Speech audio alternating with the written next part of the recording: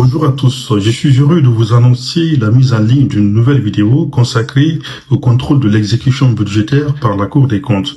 Cette vidéo a été réalisée par des étudiants du Master 2 Finance et Fiscalité publique, promotion Cambon, année universitaire 2024-2025, ainsi que du Master 2 Droit public général et contentieux public de l'Université de Lille, à savoir Mélinda Afri, Alexandre Courrier, Abdraman Ibet Ireg et Anne-Charlotte Verquin.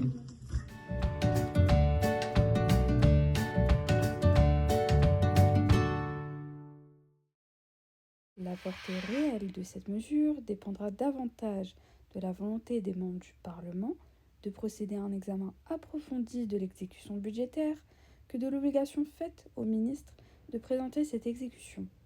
Ce passage, extrait d'un avis de la juridiction suprême administrative, met en lumière un enjeu crucial, la responsabilité des parlementaires face au contrôle de l'exécution budgétaire.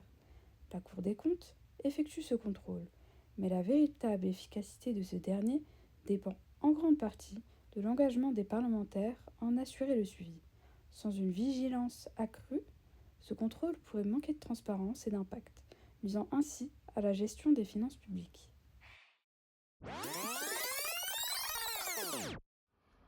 La Cour des comptes, dont le siège se situe à Paris, rue Cambon, près de la place de la Concorde, est une institution créée sous Napoléon. Sa mise en place par la loi du 16 septembre 1807 visait à garantir une gestion rigoureuse des fonds publics. Si sous l'Ancien Régime des chambres des comptes existaient déjà, Napoléon a voulu créer un organe capable d'alerter rapidement l'État sur l'utilisation des fonds publics. Il était crucial de ne pas reproduire les erreurs du passé. Aujourd'hui encore, la Cour des comptes joue un rôle central dans la gestion des finances publiques, avec une organisation hiérarchique très précise. À sa tête, le premier président de la Cour des comptes, Pierre Moscovici, soutenu par 7 présidents de chambre. Chaque chambre est dédiée à un domaine spécifique comme l'éducation, l'enseignement supérieur ou encore la culture. Ces magistrats financiers, dont des conseillers maîtres et des rapporteurs, exercent une surveillance rigoureuse sur l'ensemble des finances publiques. Depuis 1807, la Cour des comptes dispose de compétences juridictionnelles et non juridictionnelles. Elle juge notamment les comptes des comptables publics qui sont responsables de la tenue d'une comptabilité régulière. La Cour vérifie la régularité des opérations financières et jusqu'en 1982, ce contrôle était exercé seul. C'est cette année-là que les chambres régionales et territoriales des comptes ont été créées, marquant ainsi un tournant vers une gestion plus décentralisée. Aujourd'hui, la Cour des comptes assume 4 missions essentielles: juger, contrôler, certifier et évaluer. Dans le cadre de son contrôle, elle veille à la régularité des comptes, mais aussi à l'efficience et à l'efficacité de la gestion. Son champ d'action est vaste. L'État, les établissements publics et privés, tout organisme recevant de l'argent public, elle certifie également les comptes de l'État, du régime général de la sécurité sociale et depuis 2013 ceux du Sénat et de l'Assemblée nationale. L'un des aspects les plus importants de son travail est le contrôle de l'exécution budgétaire. Chaque année, la Cour publie un rapport détaillant les résultats du contrôle de l'exercice budgétaire précédent, soulignant les points d'inefficacité ou de non-conformité avec l'autorisation budgétaire. Ce rapport, à la fois technique et stratégique, se veut un outil de transparence et de gestion, mais il dépend aussi de la capacité des parlementaires à en tirer les conséquences nécessaires.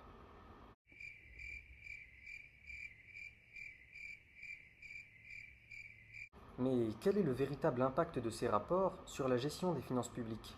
Est-ce que dans la réalité, ils permettent de corriger les erreurs et de renforcer l'efficacité des politiques publiques? Cela mérite un examen attentif. Ainsi, la Cour des comptes n'est pas seulement une institution de contrôle, mais un acteur clé dans l'amélioration de la gestion publique. Mais pour que ce rôle soit véritablement effectif, une mobilisation constante de tous les acteurs politiques est essentielle. Et c'est ici que réside l'enjeu majeur, la volonté de l'État et du Parlement à faire de ces contrôles un levier de gouvernance. En outre, il existe diverses sources constitutionnelles et législatives qui prévoient la compétence de la Cour des comptes s'agissant du contrôle de l'exécution budgétaire en France.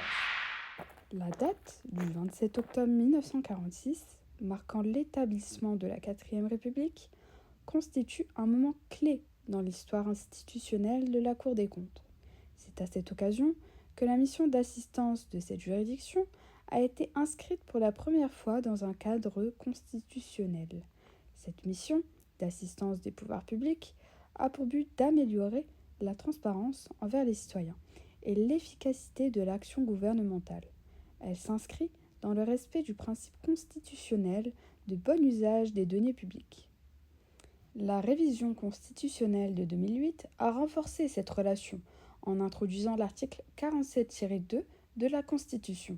Cet article dispose que la Cour des comptes assiste le Parlement et le gouvernement dans le contrôle de l'exécution des lois de finances, des lois de financement de la sécurité sociale et dans l'évaluation des politiques publiques. Ce cadre étendu confère à la Cour un rôle central, bien au-delà des seules finances publiques. En consacrant cette fonction d'assistance dans la Constitution, le législateur de 2008 a voulu encourager une collaboration accrue entre la Cour, les pouvoirs législatifs et exécutifs, tout en garantissant une information claire et objective aux citoyens sur la gestion des finances publiques. Malgré ce cadre de collaboration, l'indépendance de la Cour des comptes reste garantie. En tant que juridiction financière, elle demeure libre de toute influence extérieure dans ses jugements et évaluations des comptes publics. Outre la Constitution, la mission d'assistance de la Cour des comptes s'appuie sur un socle législatif fort. Adoptée en 2001, la loi organique relative aux lois de finances a renforcé ce rôle en multipliant les rapports exigés de la Cour. L'article 58 impose à la Cour de produire un rapport sur l'exécution des lois de finances. Ce rapport analyse l'utilisation des crédits budgétaires par mission et programme et apporte une vision claire des dépenses et des recettes. La LOLF permet également à la Commission des finances de l'Assemblée nationale ou du Sénat de solliciter directement la Cour pour des analyses précises. Le Premier ministre peut aussi demander des enquêtes, comme le prévoit l'article L132-5-1 du Code des juridictions financières. Ce processus s'inscrit directement dans un mécanisme appelé chaînage vertueux. Selon l'article 41 de la LOLF, le projet de loi de finances de l'année ne peut être discuté qu'après l'adoption de la loi de règlement de l'année précédente. Ce cycle vise à garantir que les parlementaires intègrent les résultats financiers de l'année N-1 dans leurs décisions pour l'année N. Au cœur de ce cycle, les rapports produits par la Cour des comptes jouent un rôle crucial. Ils offrent un aperçu détaillé de l'état budgétaire et permettent de mesurer la gestion des finances publiques en termes d'efficience et de performance. Ces analyses permettent non seulement d'éclairer les décideurs, mais aussi d'informer les citoyens sur l'usage des fonds publics, renforçant ainsi la transparence et la responsabilité. En combinant son indépendance avec une mission d'assistance constitutionnellement garantie, la Cour des comptes occupe une place centrale dans la gestion et le contrôle des finances publiques. Elle reste un pilier de notre démocratie au service d'un usage juste et efficient des deniers publics. Comme nous l'avons vu, la Cour des comptes est une institution clé pour garantir la transparence et l'efficacité dans la gestion publique. Son rôle d'assistance au Parlement et au gouvernement, inscrit dans la Constitution, vise à renforcer le contrôle démocratique sur l'utilisation des deniers publics. Mais ce n'est pas tout. Son indépendance lui permet d'aller plus loin, notamment en vérifiant que l'exécution budgétaire respecte scrupuleusement les autorisations votées. Dans la suite de cette vidéo, nous allons explorer comment la Cour s'assure de cette conformité et en quoi cela impacte directement la gestion publique. Dans le cadre de sa mission non juridictionnelle de contrôle de l'exécution budgétaire, la Cour des comptes vérifie la conformité de l'exercice budgétaire vis-à-vis de l'autorisation budgétaire accordée par les différentes lois de finances. Cette vérification s'effectue à travers différents rapports, le rapport public annuel relatif aux résultats et à la gestion, ainsi qu'au travers de nombreux rapports thématiques.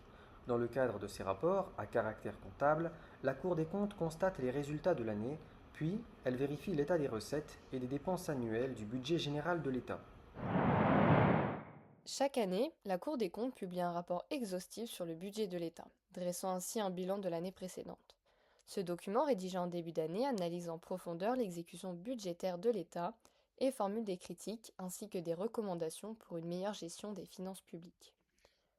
Le rapport s'articule autour de plusieurs sections. La première partie compare les résultats de l'année écoulée à ceux des années précédentes. Les parties suivantes analysent respectivement les recettes et les dépenses, tandis qu'une dernière section examine les relations financières entre l'État, les administrations publiques et l'Union européenne.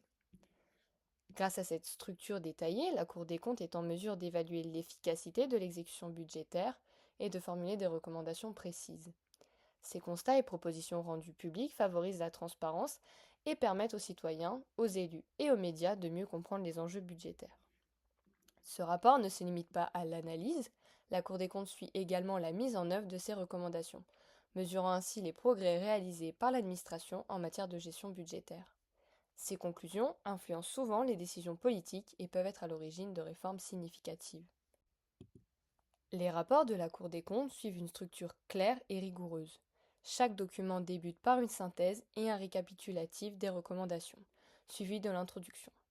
Les chapitres suivants explorent les résultats budgétaires, les recettes et les dépenses, avant de s'intéresser aux relations financières avec l'Union européenne et les administrations publiques.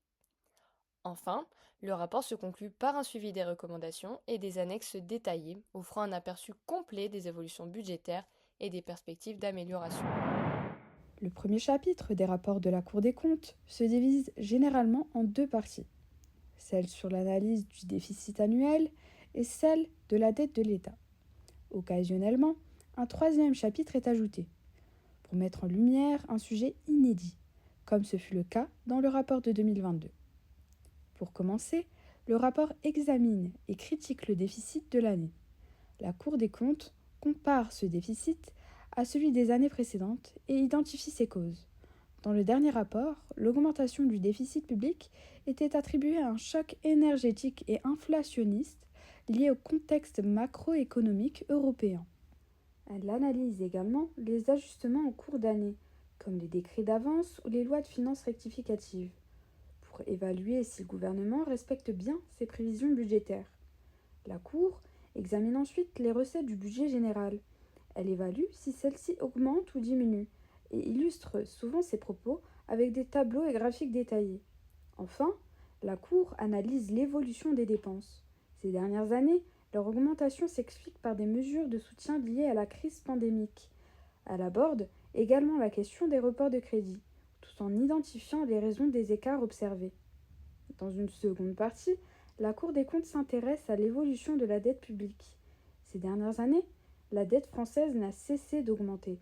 La Cour des comptes compare cette hausse à celle des années précédentes et met en garde contre les risques d'une telle trajectoire. Grâce à ces recommandations, la Cour aide le gouvernement à mieux préparer les années à venir et à ajuster sa politique monétaire et budgétaire. Enfin, la Cour des comptes peut consacrer un chapitre à un sujet important. Dans le rapport de 2022, elle a abordé les atteintes au principe d'annualité budgétaire et au respect du principe de spécialité, soulevant des interrogations sur la gestion des crédits budgétaires selon les principes de la LOLF. Ces constats de la Cour des comptes, notamment dans le cadre de son rapport public annuel, permettent de dresser un bilan clair et précis de la gestion budgétaire de l'État. Mais au-delà de ces analyses globales, la Cour ne s'arrête pas là. Elle s'attelle également à un travail rigoureux de vérification détaillée de l'État, des recettes et des dépenses annuelles du budget général de l'État. Voyons ensemble comment elle procède dans cette mission essentielle. Dans les rapports sur les résultats et la gestion budgétaire de l'État, la Cour des comptes consacre un chapitre entier aux recettes du budget de l'État. C'est généralement au sein du chapitre 2 de ces rapports qu'elle analyse l'ensemble des recettes budgétaires. Tout commence par un état des lieux du montant global des recettes nettes, c'est-à-dire celles qui restent après déduction des prélèvements, principalement au profit des collectivités territoriales et de l'Union européenne. Ensuite, la Cour se penche sur les différentes catégories de recettes, les recettes fiscales, les recettes non fiscales, les concours financiers, les attributions de produits et les dépenses fiscales. Elle détaille les montants de chacune et pour les recettes fiscales, elle examine particulièrement les rendements de chaque grand impôt. Par exemple, dans son rapport sur les résultats de 2023, la Cour des comptes constate une diminution nette des recettes, à la fois par rapport à 2022 et aux prévisions initiales de la loi des finances. En chiffres, cela représente 8,2 milliards d'euros de moins qu'en 2022 et 7,4 milliards d'euros de moins que les prévisions initiales. Cette baisse s'explique essentiellement par la diminution des recettes fiscales, non compensée par une légère hausse des recettes non fiscales et par une augmentation des prélèvements au profit des collectivités territoriales. Les recettes fiscales, qui représentent plus de 90% du budget de l'État, ont souffert d'un recul notable. La Cour des comptes pointe une baisse des rendements des principaux impôts tels que l'impôt sur les sociétés, l'impôt sur les revenus, la taxe sur la valeur ajoutée, la taxe intérieure de consommation sur les produits énergétiques. Les raisons de ces baisses sont variées. Par exemple, la diminution des rendements de la TVA et de la TICPE s'explique par de nouveaux transferts financiers aux collectivités territoriales. En 2023, l'État a transféré 10,5 milliards d'euros supplémentaires de TVA pour compenser la suppression de la cotisation sur la valeur ajoutée des entreprises. Ces phénomènes montrent que les recettes fiscales ne sont pas directement corrélées à la croissance économique.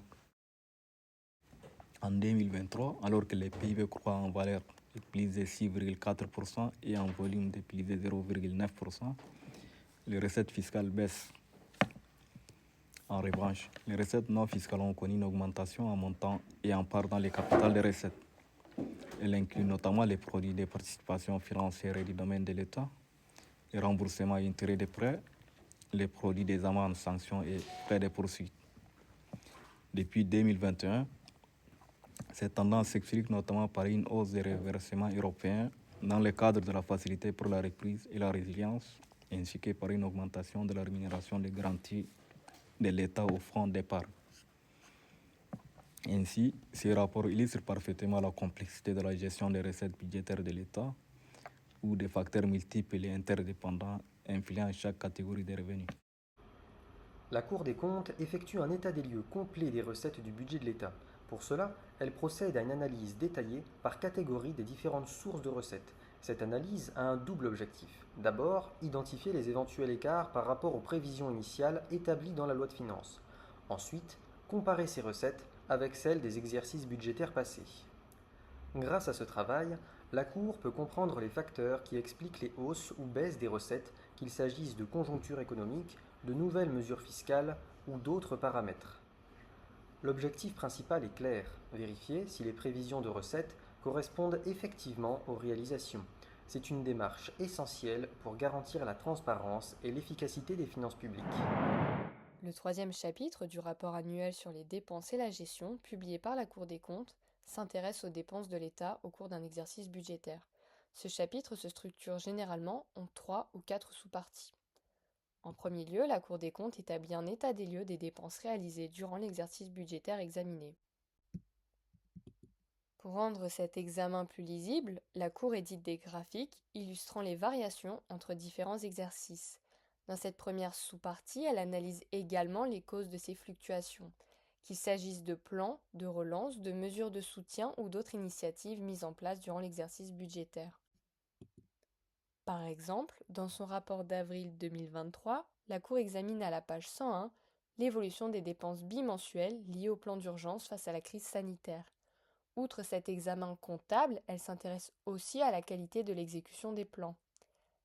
Elle souligne par exemple dans ce même rapport que l'exécution de la mission plan de relance reste peu lisible, notamment en raison d'une sous-consommation persistante des crédits. De plus, la Cour pointe un manque de documentation sur les mouvements de crédit, ce qui limite la transparence. Ainsi, la Cour des comptes ne se contente pas d'un examen comptable, elle accompagne son analyse de recommandations pour aider les pouvoirs publics à améliorer la gestion des dépenses et la lisibilité des budgets futurs. En second lieu, la Cour s'intéresse aux dépenses relatives au remboursement de la dette et aux missions de fonctionnement de l'État. Elle examine notamment la charge salariale en comparant les effectifs et leur impact financier entre ministères, comme l'éducation nationale, les armées, la justice ou encore la transition écologique. Par exemple, dans son rapport sur l'exécution budgétaire de 2022, elle met en lumière ces différences pour expliquer l'évolution des dépenses. En troisième lieu, la Cour analyse la consommation des crédits budgétaires alloués par le gouvernement. Les autorisations d'engagement et les crédits de paiement sont examinés pour vérifier si les crédits ouverts ont été consommés, reportés ou mis en réserve. Dans son rapport d'avril 2023, elle souligne que 23,2 milliards d'euros de crédits ont été reportés et qu'un nombre significatif de crédits est resté inutilisé. Cela permet à la Cour d'évaluer si l'exécutif respecte l'autorisation budgétaire et le principe de sincérité budgétaire. En définitive, à travers cet examen des dépenses, la Cour des comptes dresse un bilan global des grands postes budgétaires. Elle met en évidence leur impact sur la trajectoire budgétaire et leur influence sur les exercices financiers à venir. En étudiant également les lois de programmation, la Cour restitue les résultats des dépenses dans un cadre plus large, aidant ainsi à améliorer la gestion publique. Mais ce n'est pas tout. La Cour s'intéresse également aux dépenses de l'État. Une vision complète est donc indispensable pour s'assurer de l'équilibre budgétaire et de la bonne gestion des ressources publiques. En vérifiant que l'exercice budgétaire respecte scrupuleusement l'autorisation accordée par le Parlement, la Cour des comptes joue un rôle essentiel de garant de la conformité et de la transparence des finances publiques. Mais son rôle ne s'arrête pas là. Au-delà de ce contrôle, la Cour s'engage également dans une mission de conseil visant à améliorer l'exécution budgétaire et à optimiser la gestion des ressources publiques. Regardons maintenant de plus près comment cette mission se traduit dans ses recommandations. La Cour des comptes ne se limite pas à un simple examen comptable des résultats et de la gestion du budget de l'État. Elle joue également un rôle essentiel de conseil auprès des institutions publiques avec un objectif clair, améliorer la gestion budgétaire. Pour ce faire, la Cour formule des recommandations et des observations à destination du gouvernement. Ces recommandations sont suivies de près et leur mise en œuvre peut être mesurée grâce à des indicateurs précis. En parallèle, dans son rôle de conseiller des pouvoirs publics, la Cour des comptes assiste ponctuellement le Parlement et le gouvernement. Cette assistance peut concerner des aspects spécifiques de la réalisation de l'exercice budgétaire. En résumé, la Cour des comptes dépasse le cadre strict de l'analyse budgétaire. Elle accompagne les institutions publiques dans une démarche proactive, en veillant à ce que chaque exercice budgétaire bénéficie d'une gestion plus efficace et plus transparente. En premier lieu, la Cour des comptes formule des recommandations à l'intention du gouvernement.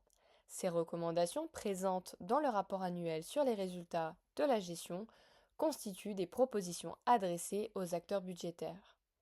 Leur objectif est clair, mettre en place des mécanismes pour améliorer la gestion budgétaire. À travers ces recommandations, la Cour incite les pouvoirs publics à mieux aligner l'exécution budgétaire sur l'autorisation budgétaire, garantissant ainsi une administration rigoureuse des deniers publics. En second lieu, la Cour des comptes formule des observations en vertu de l'article 141-1 du Code des juridictions financières.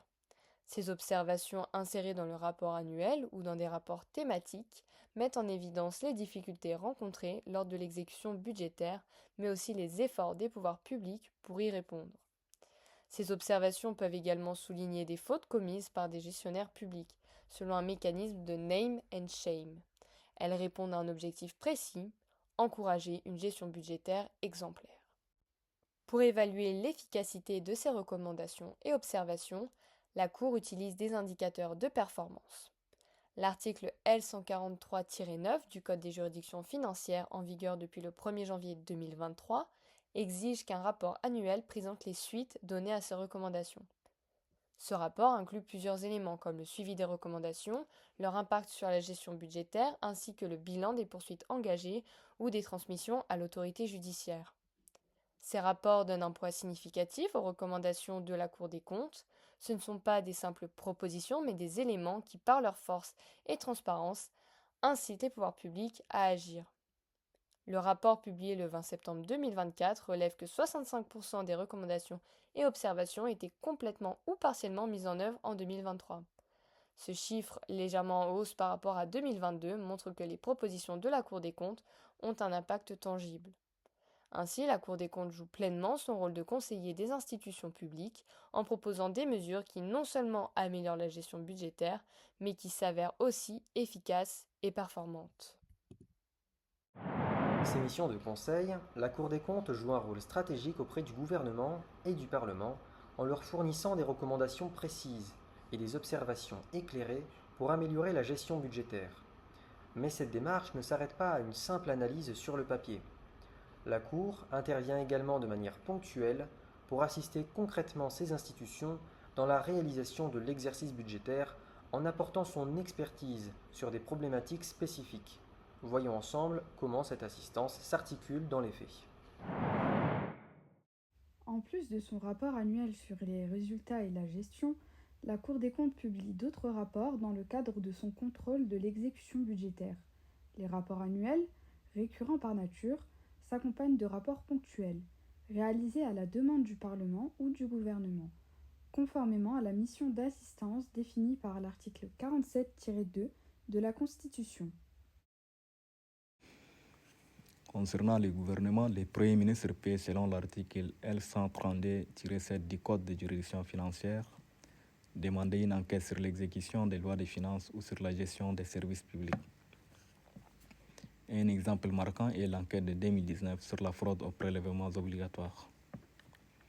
La Cour a analysé l'état des lieux de la fraude fiscale, les outils juridiques et informatiques pour lutter contre celle-ci, les nouvelles formes de fraude, notamment liées à la numérisation de l'économie.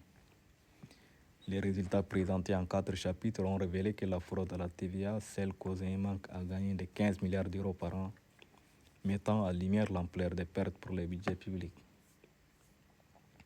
Du côté du Parlement, l'article 58 de la loi organique relative aux lois des finances permet aux commissions des finances, les commissions permanentes ou les commissions d'enquête de commander des rapports à la Cour des comptes.